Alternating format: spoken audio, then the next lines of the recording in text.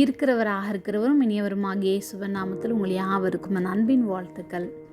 அங்கேயும் உமது கை என்னை நடத்தும், உமது வலது கரம் என்னை பிடிக்கும். சங்கீதம் 139:8 மற்றும் 10 வசனங்கள். நான் வானத்திற்கு ஏறினாலும் நீர் அங்கே இருக்கிறீர், நான் பாதாளத்தில் படுக்கை போட்டாலும் நீர் அங்கேயும் இருக்கிறீர். அங்கேயும் உமது கை என்னை நடத்தும், உமது வலது கரம் என்னை பிடிக்கும். ஆண்டவராகிய இயேசு கிறிஸ்து நம்மை ஆராய்ந்து அறிந்து வைத்திருக்கிறார்.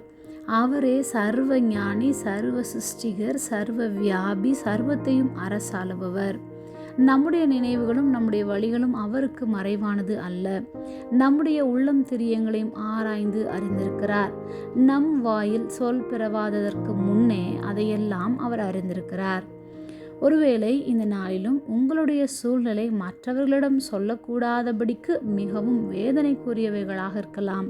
நம்முடைய கவலையை, கண்ணீரை, நம்முடைய தேவையை, நம்முடைய பலவீனத்தை, நம்முடைய தோல்வியை யாரிடம் சொல்லலாம் என்று தவித்து கொண்டிருக்கிற உங்களுக்கு தான் இந்த நற்செய்தி.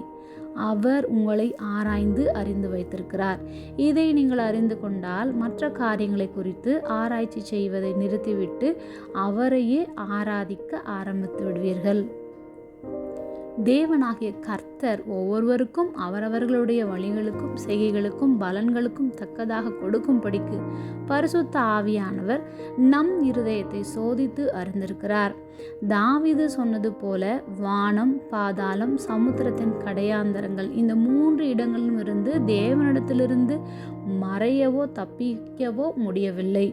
அதே போன்றுதான் நாமும் தேவனிடத்தில் எதையும் மறுக்கவோ மறைக்கவோ முடியாது.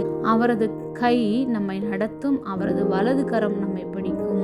ஜெபம். அன்பின் பரம தகப்பனே, எப்பொழுதும் எங்களோடு கூட இருக்கிறவரே, எங்களை நடத்தி செல்லும் உமது வலது கரத்திற்காக நாங்கள் நன்றி செலுத்துகிறோம். இயேசுவின் நாமத்தில் பிதாவே, ஆமென்.